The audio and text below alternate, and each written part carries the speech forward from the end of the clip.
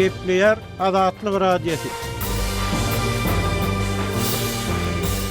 Öňüňizde saglyk, hormatly dinleyijiler.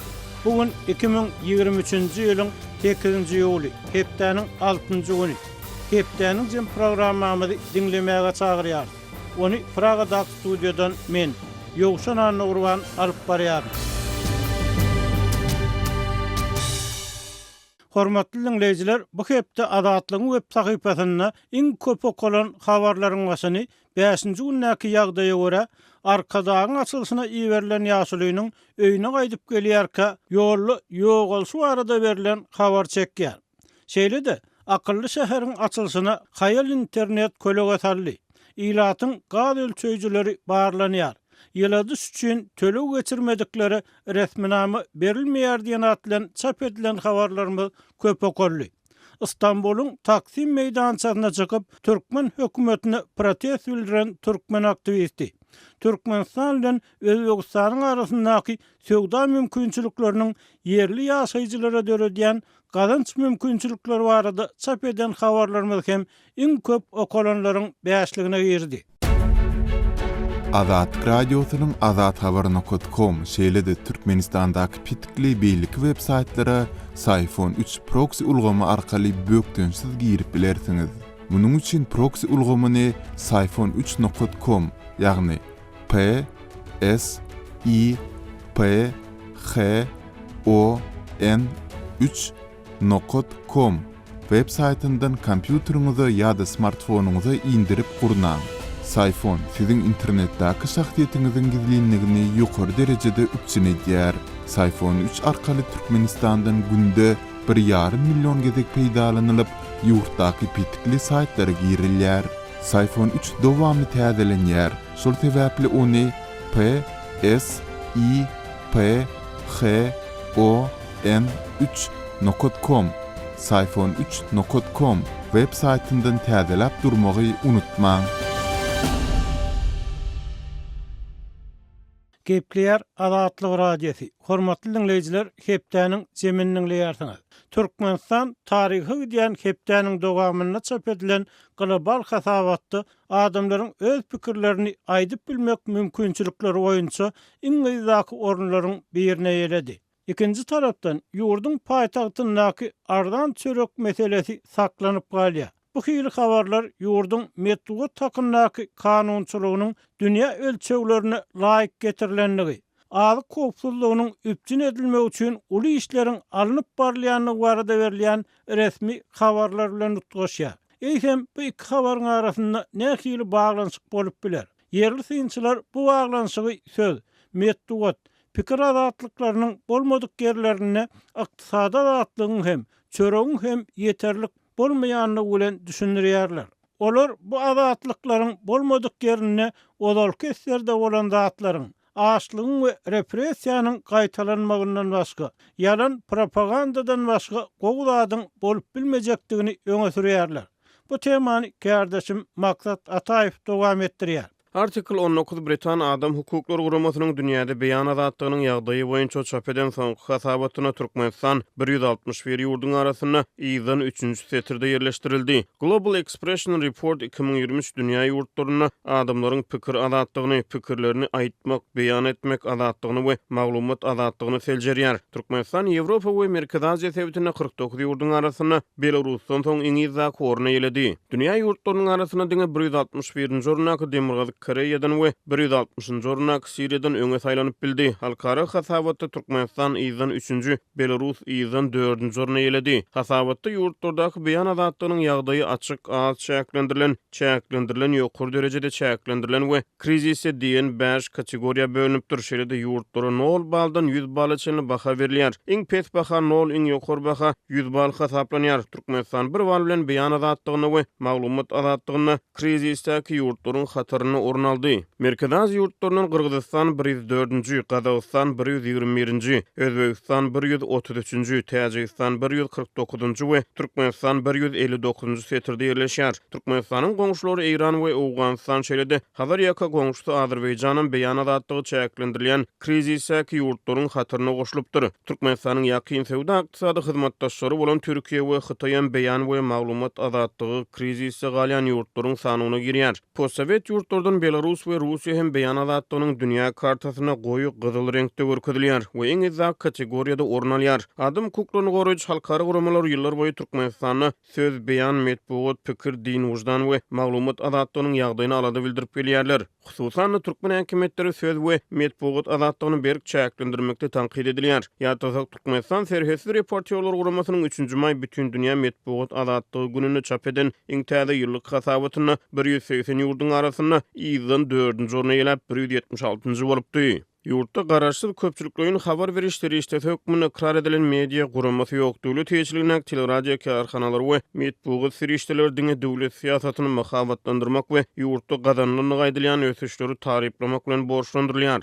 Şol bir wagtda ýurdun çäňine Facebook, Instagram we Twitter ýaly iri sosial torlaryň ählisi petiklenýär. Raýatlar sosial media saýtlaryna girmek üçin häkimetleriň petiginden sowlup geçmäge mümkinçilik berýän VPN-lerden peýdalanmaga mejbur bolýarlar. Galiberde Türkmenistan internet azatlygynyň ýagdaýy boýunça mundan ozal geçirilen barlyklar ýurtda 122 miňden gowrak domen salgysynyň petikli saklanýanyny anyklady. Häkimetler raýatlara öz pikirlerini aýtmagy, beýan etmäge ruhsat bermezlikde tanqid edilýär. Pikir beýan etmeň ähli guralary, media guramalary, şol sany teleradio karhanalary, metbuat serişdeleri, gazet, jurnallar, galy bersede online neşirler, hökümetçi habar saýtlary, sosial media saýtlary, mundan başga da sunuwatyň we edebiýatyň üstünden pikir beýan etmegiň gurallary, umuman pikir beýan etmek üçin zerur bolan ähli serişdeler Türkmenistana berk döwlet gödäwçiligi astyna saklanýar. Dünýäniň iň ýapyk ýurtlarynyň biri bolan Türkmenistana habarlar diňe rejimi tarypla gönükdürlýär diýip düýbi Parijde ýerleşen serhesli reportýerler guramasynyň soňky hasabatyny aýdylýar. Artikl 19 adam hukuklary guramasynyň hünärmenleri dünýäde azatlyklaryň umumy ýagdaýynyň 10 ýyl öňküsünden deňeşdirilerine hassa yaramazlaşanyny, adamlaryň maglumat, pikir we beýan azatlyklaryny gysmak çäreleriniň global meýilleri urulyp barýanyny aýdýarlar. Dünýäde Daniýa, Şwetsiýa we Norwegiýa ilkinji üçlüge ýeledi. Birleşen Ştatlar sanawda 21-nji oruna ýerleşdirildi. Birleşen Milletler Guramasynyň baş assambleýasynyň kabul eden adam hukuklarynyň ähli umumy jarnamasynyň 19-njy maddasyna görä her bir adamyň ynamy ýetkätlerini azatlygyny we olary erkin beýan etmekligine hukugy bar. Bu hukuk öz ynamy ýetkätlerini bökdönşiz eýermek, azatlygyny we maglumatlary we pikirleri islenek serişdeler arkaly we döwlet serhetlerine garamazdan gözlemek, almak we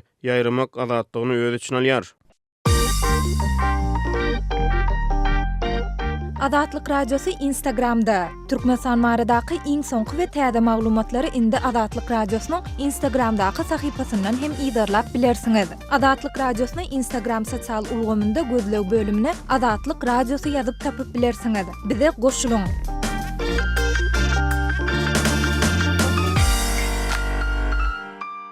Gepleýär Azatlyk radiosu. Hepdäniň jeminiň ýarsyňyz. Türkmenistanyň çörek nowatlary ýa mezuri söwda barada gelýän habarlar belli bir derejede Sowet döwrüne hem ýada salýar.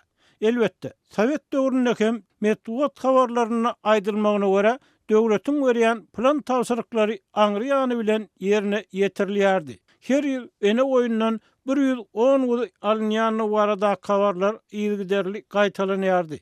Türkmen paýtagtyna saklanyp galýan çörek meselesi barada gurruňy kärdeşim Merdan Sarif dowam etdirýär.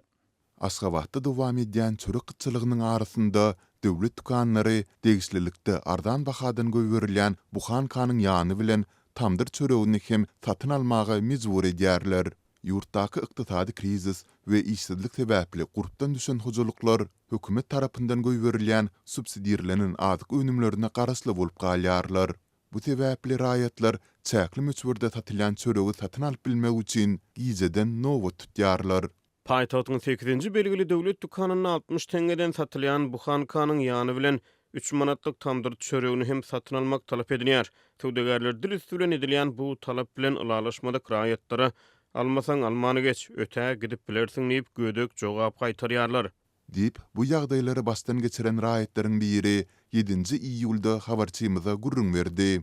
Ol döwlet dukanlarynda bir adama üstten artyk buhan kanyň berilmeýändigini, sol bir wagtda ýany bilen satyn almagy talap edilýän tamdyr çöreginiň hem hiliniň yaramazdygyny, onuň gatap gidendigini gurrun berdi. Habarçymyzyň söhbetdeşleri bazarlarda hususiýetçilerin hüdürleýän 5 manatlyk çöregini günde günasa satyn almagy mali ýagdaýlarynyň ýetmeýändigini, bu sebäpli döwlet dukanlarynyň öňünde gizeden maslap nowut tutýandyklaryny aýtdylar. Emma dukan açylan wadyna gyt çörek ähli adama ýetmän tiz wagtda gutorýar. Bu sebäpli nowuty duran adamlaryň arasynda häli şimdi dawa jenjeller, hatda ýakalaşma hadiseleri ýüze çykýar. Osmaçy çykda edip çörek satyn almak başarsa da, adamlar onuň pes hili undan bisirilendigini, islidigini, hatda kä halatlarda içinden mör-möjeklerin hem çykýandygyny aýdýarlar. Türkmen hökümeti ýurtda 6 ýyl töwereg dowam edýän agyr ykdysady krizisi boýun almaýsy ýaly çöregiň hasym gytylmagy boýunça düşündüris bermeýär. Emma anonim gurulşan sowdagärler ýitilesen çörek gytçylygyny ammarlarda yerli unyň azalmagy bilen düşündirýärler. Häzir ýurtda galla uragy dowam etdirilýär. Bu ýyl 1.400.000 tonna buğday hasylyny almak gözüňinde tutulýar. Emma häkimetleriň buğday planynyň dolu ýerine ýetirilendigi hakyndaky ozalky beýanatlaryna garamazdan ýurtda unyň we çöregiň gytçylygy ýyllar boýy aradan aýrylmaýar. Türkmenistanyň bazarlarynda we döwlet dukanlarynda zaýlanan ýa-da ulanyş möhleti geçen azyk önümleriniň satyby çykarylmagy bilen bagly ýagdaýlar ýygy-ýygydan ýüze çykýar. Bu ýagdaýlar dogrusynda sol sanda döwlet dukanlarynyň işine hem gözegçilik edýän Sowda we Daşary Aragatnaşyklar Ministrliginden maglumat ýa düşünür salmak basartmaýar. Türkmen häkimetleri we berk döwlet gözegçiligindäki metbuat teristleri bu ýagdaýlar we munyň ilaty etiren täsirleri barada hiç zat aýtmaýarlar. Gepleýär Azatlyk radiosu. Hormatly radio dinleýijiler, Azatlygyň radio gepleşiklerini günde agşam saat 7-den 9-a çenli Aziya saat 7 we Eutelsat Hotbird 13B satelitler arkaly dinläp bilersiňiz. Bizi her gün agşam saat 7-den 9-a çenli Aziya saat 7 we Eutelsat Hotbird 13B satelitlerinde gözläň. Gepleýär Azatlyk radiosu. Hormatly dinleýijiler, hepdäniň jemini Gadawat urşunyň 150 ýyllygyna bagyşlanan ýörüýte söhbet bilen dowam etdirýär. Şu ýylyň iýulyna hasanygy 7-nji 24-nji iýul aralygyna müňlerçe türkmeniň Rus goşunlary tarapyndan bilkastan we rahimsiz garlanyna 150 ýyl bolýar. Emma Türkmenistanyň metbuaty şol sanyna garaşsyz neşirler we blogçular ahyryna türkmenleriň uzak ýyllar tabiinlikde we erksiz, gorkasyna ýaşamagyna getiren gyrgynçylyklaryň biri hakyna esasan dymmagy saýlap alýar. Azatlyk bilen anonimlik şertine urlaşan türkmen tarihçysynyň pikirine görä, türkmenleriň Gadawat söwüşine görkezän gahrmançylyklary ýatlanmagy münasip we metbuatda Gadawat wakalary barada gepleşikler, söhbetdeşlikler taýýarlansa, ol adamlaryň erkinlik uğruna alyp baran agyr söwüşi şuňky nesillere de, geljekki nesillere de öz mertebäni goranmagyň beýik nuskalarynyň biri bolup hyzmat ederdi. Emma Azatlygyň yerli habarçylary bilen söhbetdeş bolan ýaşaýjylaryň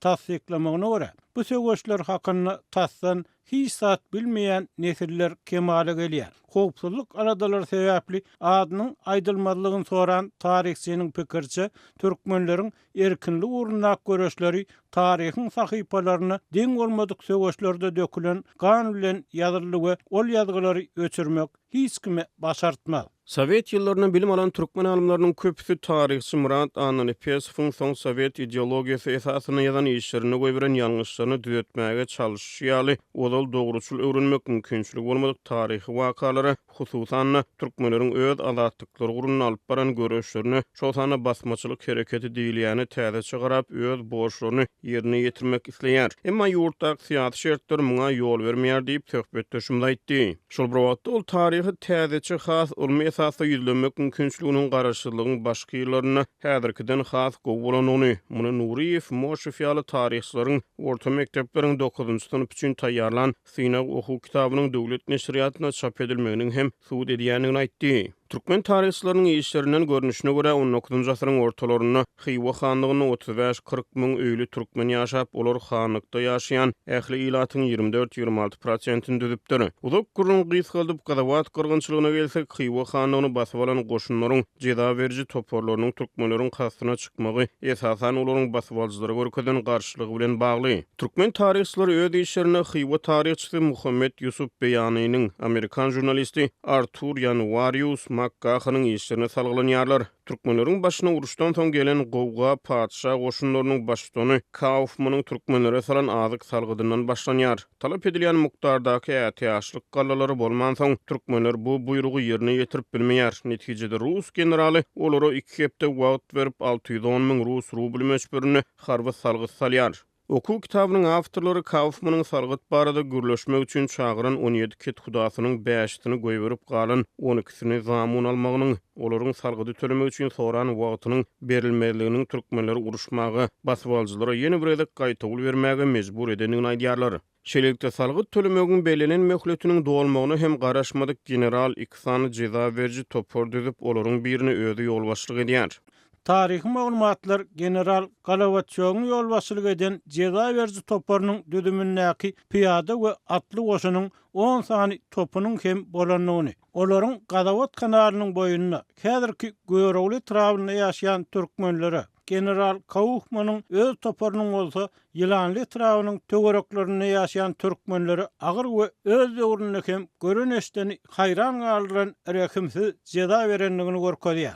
Gadawat gyrgynçylygyny gözü bilen gören Amerikan jurnalisti Makkahan men Kenide çenli munyň ýaly uruşy görmändim diýip ýazdyr. Onuň bu uruş barada 1874-nji ýylda ýazan kitaby soň 1992-nji ýylda türkmençe Aşgabatda hem çap edildi. Emma Azatlyk radiosi bu kitabyň näçe nusgasynyň satylanlygyny, oňa bolan okuzulyklanmasynyň derejesini anyklap bilmedi. Şol döwürde Russiýada bolan Amerikan ilçisi hem 1876-njy ýylda Gadawat gyrgynçylygynyň ýanyndan özüniň Türkistan belliklerini çap etdirýär. Ýöne soň dekolonizasiýa prosesiniň saklanylmagy bu wakalar hakynda ýazylan, çap edilen işleriň öwrenilmegini we türkmen diline terjime edilmegini togtatdy diýip radiýanyň tarihçi söhbetde şaýtdy. Onuň tasdiklamagyna görä Sowet döwründe Rus padşahynyň kolonial hüjümleri netijesinde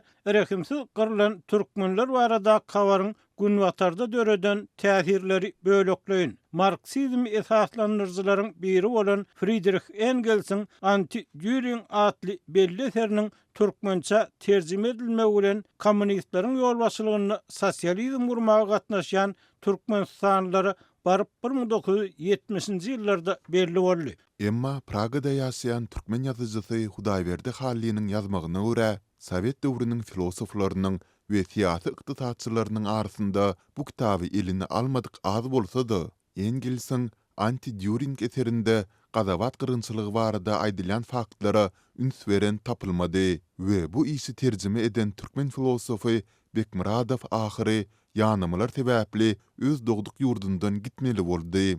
Engels'e dolanyp gelsek, ol Gadawat gyrgynçylygyny burjuwaz ahlagynyň ýeten derejelerini düşündirmek tinançygynyň çäginde ýüzlenipdir. Statanyň başy terjimeden bölegi bolsa ýaly getirýär. Diýmek, iki erkiň doly diňligini ýok etmek üçin we sivilizlenen talaňçy döwletleriň izde galyk halklar barasynda edýän hemme maskaraçylykly işlerini Ruslaryň Türkistanda eden wagsylyklary ýaly işlerini çelnidi aklamagy mümkinçilik berýän ahlaky tasdik etmek üçin diňe bir ahlak taýdan däl, belki ahlak taýdan hem deňsizlik ýeterliklidir. General Kaufman 1873-nji ýylyň tomsunda Tatarlaryň ýomu taýpasynyň üstüne çözup, olaryň çadyrlaryny ýakyp, buyrukda aýdylýaly, könüki oňat Kavkaz däbine laýyklykda aýallaryny we çağlaryny çapym etmegi buyuran wagtynda, ol hem ýomutlar azan adamlar bolany sebäpli olaryň erki düşmançylykly erkdir.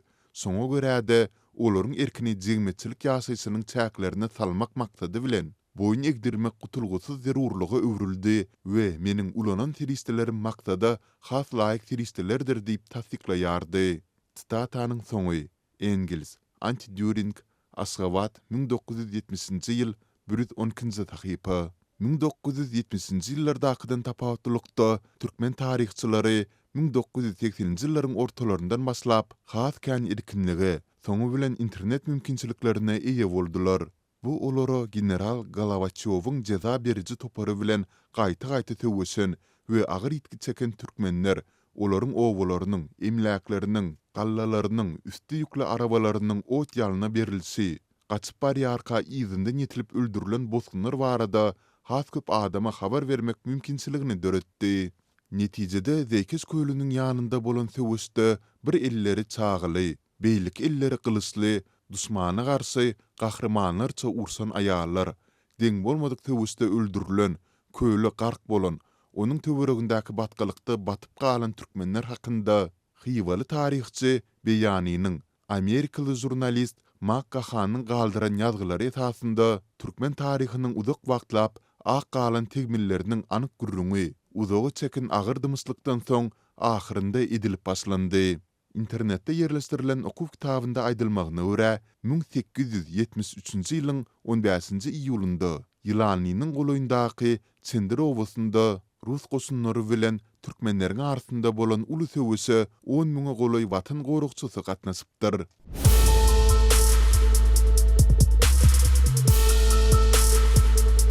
Öz sevitiňizde bolýan wakalar barada adatlyga maglumat bermek isleseňiz, biziň Facebook hasabymyza ýazyň.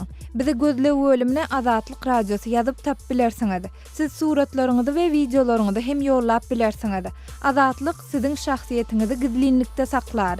Siz bolan wakalar barada maglumat beriň, biz hem habar bereriz. Gepleýär Azatlyk Radiosu. Hormatly dinleýijiler, siz biziň Gazawat uruşunyň 150 ýyllygyna bagyşlanan ýürüýte gepleşigimizi dinleýärsiňiz. Maglumat üçin aýdylsa, jeza berici toparlar bilen bolan çaknaşyklarda bir näçe müň adam ýitiren türkmenler ahyrynda gelin ýyllaryň altyn kümüş şaýseplerini, öýlerindäki harlaryny, işiklerindäki atlaryny we beýleki marlaryny ýürüýte döredilen salgyt ýygnaýjy topara tawşyrmaly bolýarlar. Emma olar näçe köp saat tawşyrsalar-da harby salgydy bellenlen möhletde ödüp bilmändirler. Netijede türkmenleriň başga ýerlere göçüp gitmeginden ätiýaz eden Kaufman harby salgydyň möhletini 1 ýyl ýyda çekipdir. Eýsem 150 ýyl mundan bolan uruş, bir eline çagasyny, beýleki eline kılıç alyp söwüşen, öz ýurduny goran aýallar, deň bolmadyk söwüşde baş goýan erkekler barada ýurdun dürli sebitlerini ýaşaýan ýöneki raýatlar näme bilýär we näme pikir edýär. Azatlygyň ýerli habarçylary bu soruga gadymy taryh bilen gyzyklanýan adam gaty az. Bu wakalary esasan taryhçylar bilýär diýip jogap berdiler. Ýöne ýyl içinde taryhçy bolmasa da Gazawat uruşuny bilýän bu agyr waka Rus basbalşylygyndan öňkü durmuş barada dilden dile geçen gurrunlary ýüregini aňyna göterip olar hakyna töwerekleýin gurrun edilmegini, bolan wakalaryň halkdan gizlenilmezligini isleýän ýaşaýjylar hem bar eken. Meniň atam 1904-nji ýylda dogulup 1999-njy ýylda aradan çykdy. Ol öz kakasy we ejesinden bu döwürler barada eşidenlerini bizlere aýdyp bererdi diýip Azatlygyň habarçysy bilen anonimlik şertine ulaşan ýaşaýjy aýtdy. Onun sözlerine göre Ruslar yurdu basıp almadığının önkü döwrü bilýän. Görün adamlar türkmenler odal, hatta Cüneyt Hanyň döwürlerini hem has gowy ýaşaýar diýen pikiri gol ýapypdyrlar. Sowet döwrüniň propagandasyna goşulan türkmen taryhçylar we ýazyjy şahylar türkmenleriň Russiýanyň düzümine girmek bilen Iran, Xiva, Bukhara systemlerinden dynanyny, SSR döwründe bolsa öz döwletlerini döretmek we ösdürmek mümkinçiligine eýe bolanyklaryny öňe sürýärler. Şol bir wagtda Azatlygyň söhbetdeşleriniň sözlerine göre Sowet döwründe türkmenleriň basbalçylary görkezden garşylygy barada esasan dymyldy we Ukrainada barýan uruşyň fonuny adamlaryň öz taryhlaryny gowy bilmeligi, öz ýurduny goramaga taýýar bolmalydygy ýene bir gezek belli boldy. Atamyň biziň aňymyzda goýan pikirlerine görä türkmenler Xiwa hanlygy Ruslaryň eline geçmänkä has gowy ýaşapdyr. Öňkü durmuşa şaýat bolan ýa-da ol döwür barada ata-babalarynyň beren gurrunlaryny dinleýän adamlaryň köpüsi tä ömürleriniň soňuna çenli Ruslaryň ýa Sowetlaryň döwrüni ýadgyryp geçdi, radionyň söhbetdeş aýtdy. Onun pikirçe 1924-nji ýylda döredilen SSR Amderiýanyň suwuny içýän halklara kän zulm etdi. Atam öňkü döwürleri uwup SSR we garaşsyzlyk döwrüne hökümetleri halkyň hakyny ýan hökümet diýip adlandyrardy. Ol adamlaryň baýlar, dinarlar diýilip sibire sürgün edilişini, atılıp öldürilişini ýatlardy diýip radionuň söhbetdeşi Metbugatyň bu bolan zatlar hakynda dymmaly däldigini aýtdy. Eýsem türkmen metbugatynyň basywaljylara garşy durup öz ýurduny goran türkmenler barada dymmagynyň sebäbi ýa-da sebäpleri näme? Azatlygyň habarçysynyň özüni Häkimow diýip atlandyran söhbetdeşiniň pikirine görä, türkmen metbugaty garaşsyz däl we onuň köp mesele barada eýleýän dymmak pozisiýasy hökümetiň pozisiýasy bolup durýar. Galy berse, tarihçi Häkimowyň sözlerine görä, türkmen emellarlarynyň gadawat uruşy barada gürrüň edilmeginden çekinmegi birinciden Türkmenistanyň häzirki toprak bitegi bilen bagly bolup, soňky 30 ýylda ýurt dolanýan adamlar bu tarihi açmagy haramaýarlar. İkinci sebäp garaşsyz Türkmenistanyň hökümeti hem Ruslardan gorkýar diýip Häkimow bu gorkynyň diňe gadawat urşy hakyndaky faktlaryň öwrenilmegine däl, Göktepe urşy hakynda başlanan uly gürrüňleriň hem ýatyp galmagyna getirendigini we durly soraglara sebäp bolýandygyny aýtdy. Üçüncü sebäp käbir pikirlere görä bitaraplyk statusy bilen bagly bolup biler. Ýöne bitaraplyk statusy taryhymizy bilmäge gadagynçylyk girizmeýär. Ýa-da bu dumuslyk goňşy Özbekistan bilen täze territoriýa konfliktleriniň döremek wehimini, içerki etniki özbeklerin köp bolmagy bilen bagly diýip Häkimow pikir aýdýar. Azatlyň habarçylary bilen biri-birinden habarsyz, durly ýerlerde söhbetdeş bolan ýaşaýjylaryň pikirlerine görä, bu biziň taryhymyz, bu gyrgynçylyklar hakynda hökman ýaşlara aýtmaly. Bu gyrgynçylyklar hakda çeper filmleri, dokumental filmleri döretmeli. Adamlar bu hili filmleriň döredilmegini isleýär. Halk bu tarihi bilmek isleýär diýip Häkimow bu sözüni adamlaryň bir näçe ýyl ozal döredilen Men Jelalettin adly filme bolan gyzyklanmasy bilen delillendirdi. Men Jelalettin adly filme diňe bir daşawuzdaky ilat däl. Türkmenistanyň ähli halky tomasy etdi diýsem ýalňys bolmasa gerek. Adamlar arasynda alşylan pikirlere edilen söhbetlere saýat bolup göz ýetirdim. Adamlar tarihi bilmeli, muňa haklary bar diýip Häkimow aýtdy. Xarezm sasynyň ogly Jelaletdiniň Mongol basywaljylaryna garşy alyp baran söwüşleri bardaky tarih türkmenlere Sowet ýyllarynda öz dillerinde esasan Kiýewde dogulan Rus ýazyjysy Vasily Yanyň Çingiz Han romany we Gürji ýazyjysy Grigol Abasidzanyň uzoga çekin tümlük romany esasında belli boldy. Ýöne soň daşary ýurt dillerini gowy bilýän, sol sanda İngiliz, Fransuz dillerindäki tarihi maglumatlary halka ýetirip biljek adamlaryň köpelendigine garamazdan türkmenler öz tarihlaryny, sol sanda türkli halklaryň başdan geçiren gowgalaryny öwrenmek mümkinçiligini elden gidirýärler. Bu ugry beýleki ýurtlardaky ýaly ýeterlik maýa ýatyrylmaýar diýip sinçiler aýdýar. Tarihçi Häkimowyň pikirçe, döwlet metbugatynyň taryha hem gadaganlyk girizmegi ýaş nesilleriň başga ýurtlaryň ardan işçi güýjüne öwrilmegine hyzmat edýär. Tarih wagtlar barada açyk gürrüň edilse, bir Türkmenistanyň garaşsyz ýurt bolmak pozisiýasynyň diňe peýdasyna bolardy. Bu zatlaryň aýdylmazlygy adamlaryň Rus imperiýasy döwrüne we esser döwrüne bolan zatlary bilmezligine sebäp bolýar. Dillen ile geçip gelýän gürrüňler ýeterlik däl. Men 40 ýaşymda, bagtyma atam uzak ýaşady. Emma meniň deň duşlarymyň arasynda gadawat gyrgyny hakda bilmeýänler köp. Soňky ýaşlar, häzir 18-20 ýaşlarynyňky nesiller bu wakalary düýünden bilmeýär. Esser döwrüne arak şerap içip ýaşan adamlaryň ol döwür baradaky öwgüli gürrüňlerini ananýan adamlar bilen garaşsyzlyk pozisiýasyny berkedip bolmaz diýip radio bilen anonimlik şertinde gürleşen ýaşaýjy aýtdy. Hormatly dinleýijiler, eýsem bu meseleler boýunça size nähili pikir garaýşlar bar. Bu arada bize ýazyp da telefon edip hem aýdyp bilersiňiz. Hepleýär Azatlyk radiosi. Hormatly dinleýijiler, şunun bilen hepdäniň jeminiň soňuna geldik.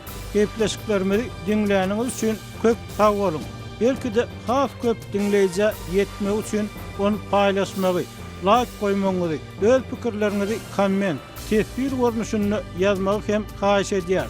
Şeýle de özüňizi gyzyklandyrýan temalar bardy habar bermeňizi soraýar. Azatlygyň tolkunlaryndan aýrylmaň.